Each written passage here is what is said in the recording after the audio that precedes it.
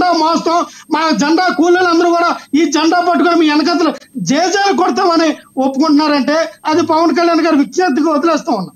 అదేదో పెద్ద ఇప్పుడు ఒకటేనండి, పవన్ కళ్యాణ్ గారు 10 సంవత్సరాలు సినిమా హిట్ లేకుండా ఫ్లాప్ లో ఉన్నారు, తర్వాత హిట్లోకి వచ్చారు. అలాగే రాజకీయ నాయకులకైనా సినిమా నాయకులకైనా ఒక ప్రాపర్ ఒక టైం అన్నది ఉంటుంది. కొంతమంది ఒక వెలుగుతారు ఒక టైం, అప్పుడు ఆ టైం దాటిపోయిన తర్వాత వేరే వాళ్ళు వస్తారు. అలాగే పవన్ కళ్యాణ్ గారు ఎందుకు ఈ తొందరపాటు నిర్ణయం తీసుకున్నారో దాన్ని అర్థం చేసుకోవాలి. జగన్మోహన్ రెడ్డి గారి గురించి చంద్రబాబు నాయుడు గారు డ్రాప్ వినండి. లక్ష్మణరావు గారు మీరు మాట్లాడేది ఒక వెలిగారు, ఒకేసారి 150 పైన, ఇప్పుడు ఒకేసారి 11కి వచ్చారు. జగన్మోహన్ రెడ్డి గారి గురించి మాట్లాడుతున్నారా మీరు? ఈ రోజున చంద్రబాబు నాయుడు గారు నేను తప్ప ఇంకెవరూ లేదు అని చెప్పి 23 పడిపోయారు. ఇదే పవన్ కళ్యాణ్ గారు నీ పార్టీ పెట్టిగానే ఫస్ట్ టైం నీ పార్టీలో పోటీ చేయలేదు. 2019లో పోటీ చేసినప్పుడు 2 చోట్ల దారుణంగా మన చీకొట్టారు జనాల్లో, నాకు ఓట్లు వేయలేదు. ఎక్కడ కాపు సామాజిక వర్గం ఎక్కువ ఎక్కడ ఉన్నారని ఎంపిక చేసుకుని పిఠాపురంలో 1,00,000 పైగా కాపు సామాజిక వర్గం ఉంటే అక్కడైనా అది కూడా పొత్తు పెట్టుకుంటేనే మనం గెలుస్తామని మరి ఆలోచించినటువంటి పవన్ కళ్యాణ్ గారు 2009లో ఒక ప్రశ్న, ఒక డౌట్ ఉంది లక్ష్మణరావు గారు, ఒక డౌట్ ఉంది ప్లీజ్ మీరన్న మాట ఒప్పుకుందాం. మీరు ఒక ఇంతకు అన్నారు, మీరు ఎలివేషన్ ఇస్తారు. పవన్ కళ్యాణ్ లక్ష్మణరావు గారు సమాధానం చెప్పండి. లక్ష్మీరావు గారు, పవన్ కళ్యాణ్ గారు మీరు తర్వాత నాకు మాట్లాడినప్పుడు ప్రశ్న వేసినా నాకు అర్థం కాదు. పవన్ కళ్యాణ్ గారు మహారాష్ట్ర వెళ్ళిపోయి 15 చోట్ల ఆయన ప్రచారం చేస్తే 15 చోట్ల గెలిచారని అన్నారు. మరి మీరు జార్ఖండ్కి ఎందుకు వెళ్ళా? జార్ఖండ్ ఎలక్షన్ లో ఎందుకు పవన్ కళ్యాణ్ వినియోగించుకోవాలా?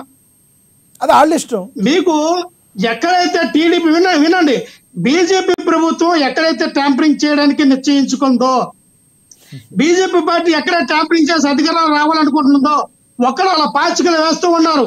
అంటే అర్థం ఏంటంటే పవన్ కళ్యాణ్ గారిని తీసుకొచ్చాం, అక్కడ ఒక ఎమ్మెల్యేకి 0 ఓట్లు పడడం ఏంటనే నాకు అర్థం కావట్లే. మహారాష్ట్రలో 0 ఓట్లు పడ్డాయి.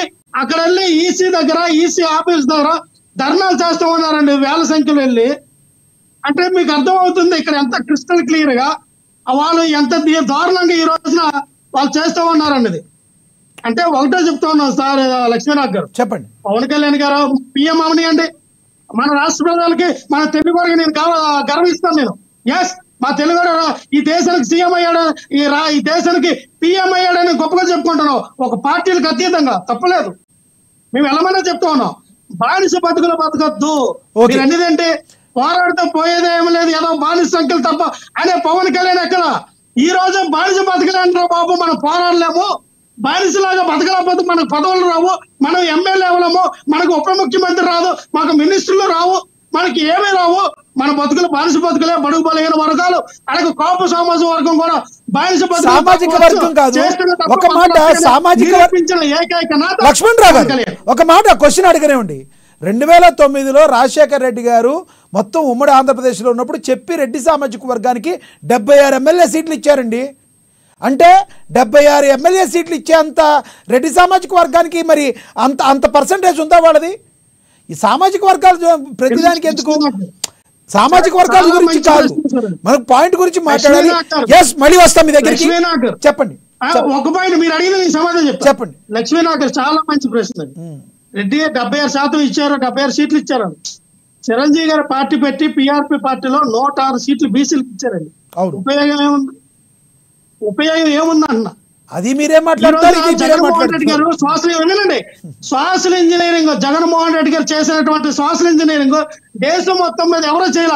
ఏ నియోజకవర్గంలో ఏ కుటుంబాలు ఎక్కువ ఉంటే ఆ నియోజకవర్గంలో వడ్డీరాకి 50,000 60,000 వడ్డీరాలకి 50,000 ఓట్లు ఉంటే వడ్డీరికి టికెట్ ఇచ్చాడు. లేదా ఆ నియోజకవర్గంలో గొల్లలు ఎక్కువ ఉంటే గొల్లలకి టికెట్ ఇచ్చారు. ఆ నియోజకవర్గంలో ఇంకొక జాతులు ఎక్కువ ఉంటే ఆ నియోజకవర్గం ఆ జాతిగా టికెట్ ఇచ్చారు జగన్మోహన్ రెడ్డి గారు. మాకు 11 వచ్చాయి, మాకు 11 వచ్చాయి కదండి. లక్ష్మణరావు గారు మళ్ళీ వస్తాం మీ దగ్గర, సమయం తక్కువ ఉంది, మళ్ళీ వస్తాం మీ దగ్గర. రైట్ మళ్ళీ వస్తాం మీ దగ్గరికి. అరుణ్ గారు లక్ష్మణరావు గారు మాట్లాడింది విన్నారు కదా, ప్లీజ్ రియాక్ట్ అవ్వండి ప్లీజ్. సార్ ప్రధానంగా ఇప్పుడు లక్ష్మణరావు గారు మాట్లాడిన మాటల్లో కొన్ని మాటలే పనికొచ్చే మాటలు ఉన్నాయి, వాటికి మాత్రమే ఆన్సర్ చెప్తాను. చెప్పండి. రాష్ట్రంలో ఉన్నటువంటి రెడ్డి సామాజిక వర్గానికి చెందినటువంటి జనాభా పర్సెంటేజ్ ఎంత, బీసీల సామాజిక వర్గానికి సంబంధించిన జనాభా పర్సెంటేజ్ ఎంత? ఫస్ట్ది అలాగే 2019లో జగన్మోహన్ రెడ్డి గెలిచిన తర్వాత ఇందాక ఆయన అన్నారు ఎక్కడ ఏ సామాజిక వర్గంలో ఏ కులం ఎక్కువ ఉంటే వాళ్ళకి టికెట్ ఇచ్చాడని చెప్పేసి. అది ఎప్పుడు జరిగింది? 2024లో జరిగింది. కారణం ఏంటి? ప్రభుత్వం మీద పూర్తిగా వ్యతిరేకత వచ్చింది, గెలుపు అవకాశాలు కూడా తగ్గిపోయినాయి. కాబట్టి ఇప్పుడు మా రెడ్డిలో కూడా అందరు నన్ను నేను క్లియర్ గా పాపం చాలా మంది రెడ్డి సామాజిక వర్గానికి చెందినటువంటి జగన్మోహన్ రెడ్డి అధికారంలో ఉన్నప్పటికీ కూడా మినిమం సౌకర్యాలు నోచుకోలేని రెడ్డి సామాజిక వర్గం చాలా మంది ఉన్నారు. వాళ్ళందరూ ఈసారి కూటమికే సపోర్ట్ చేశారు. 100% వాళ్ళ చేతులెత్తి నమస్కారం చేస్తాము.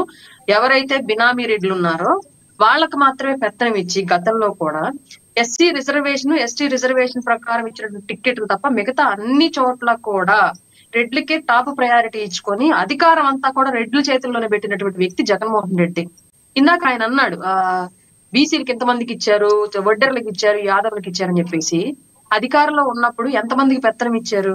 మొత్తం 5 రెడ్లు, సజ్జల రామకృష్ణారెడ్డి, ధనుంజయ రెడ్డి, ఇక్కడ ద్వారంపూడి చంద్రశేఖర్ రెడ్డి, విజయసాయి రెడ్డి, జగన్మోహన్ రెడ్డి, ఇలా ఈ రెడ్లు మాత్రమే ఎందుకు రాష్ట్రం మీద పెత్తనం చేసి ఇటు వచ్చేటప్పటికేమో పెద్దిరెడ్డి రామచంద్రారెడ్డి అందరూ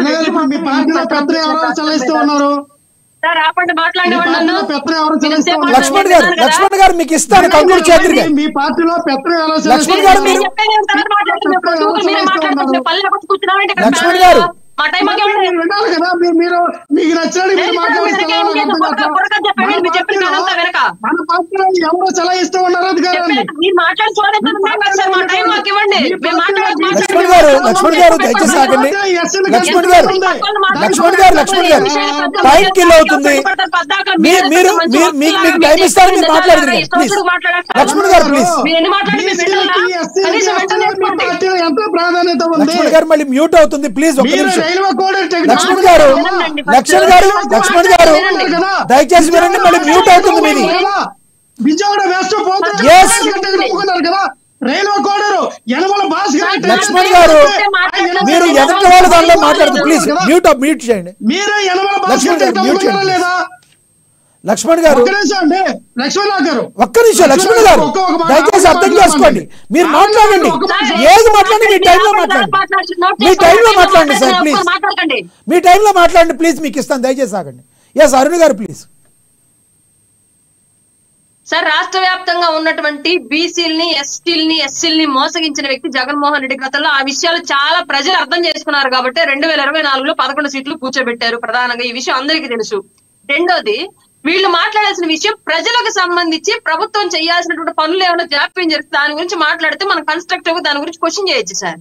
కానీ పర్టికులర్ గా బీజేపీ పవన్ కళ్యాణ్ గారిని వాడుకుంటుంది, చంద్రబాబు నాయుడు గారు పవన్ కళ్యాణ్ గారిని వాడుకుంటుంది. ఇవన్నీ పవన్ కళ్యాణ్ గారికి తెలుసు, పవన్ కళ్యాణ్ గారు వెనకాల నడిచే మాకు తెలుస్తారు. వీళ్ళకెందుకు బాధ మాకు అర్థం కావట్లేదు. ఏం చేసుకోవాలి రాజకీయంగా, ఎలా వెళ్ళాలనేది మాకు క్లారిటీ విజన్ ఉంది. మా గురించి అంత పెద్ద వాళ్ళకి అవకాశం ఇవ్వరా? కనీసం వాళ్ళు ఏదన్నా ఒక బ్రేకింగ్ ఏమన్నా మధ్యలో బ్రేక్ అయితే వాళ్ళకి అవకాశం దొరుకుద్ది. మీరేమో ఇచ్చేటట్టు కనబడతలేదు. అయ్యే ఛాన్సే లేదు సార్. ఆల్రెడీ పవన్ కళ్యాణ్ గారు చెప్పారు కదా 10 ఏళ్ల పాటు పొత్తు కొనసాగిద్ది, ఏది ఏమైనా పొత్తే ఉండిద్ది రాష్ట్రంలో. ఈ విషయం క్లియర్. జగన్మోహన్ రెడ్డి గారి టీం కి ఎలాంటి కాటికాడి దింపుడు కలం ఆశలు పెట్టుకోవాల్సిన అవసరం లేదు. పొత్తు విషయంలో ఖచ్చితంగా పొత్తే ఉండిద్ది రాష్ట్రంలో 10 ఏళ్ల పాటు. ఎందుకంటే అది రాష్ట్ర భవిష్యత్తుకు అవసరం పొత్తు అనేది. వాళ్ళ నిధులు రావాలన్నా, పారిశ్రామికవేత్తలు రావాలన్నా, ఈవెన్ ఎమర్జెన్సీ సిచ్యువేషన్ అప్పులు పుట్టాలన్నా సరే ఇవాళ ప్రభుత్వం మార్పు అనేది ప్రధాన ప్రతిబంధకంగా మారుతుంది. కాబట్టి ఖచ్చితంగా 10 ఏళ్ల పాటు అష్యూరెన్స్ ఇచ్చే అవన్నీ చర్యలు చేపడుతున్నారు. కాబట్టి ఖచ్చితంగా 10 ఏళ్ల పాటు ఆంధ్ర రాష్ట్రంలో పొత్తుండిద్ది. దానికి పవన్ కళ్యాణ్ గారే హామీ. ఇంకొక విషయము, కేంద్రం ఎలా వాడుకుంటుంది, ఎలా చేస్తుంది అని చెప్పేసి వీళ్ళు బాధపడిపోతున్నారు. ఇక్కడ క్లియర్ గా పవన్ కళ్యాణ్ గారు కేంద్రాన్ని వాడుకుంటున్నారు వాళ్ళ రాష్ట్రం కోసం అన్న విషయం మనకు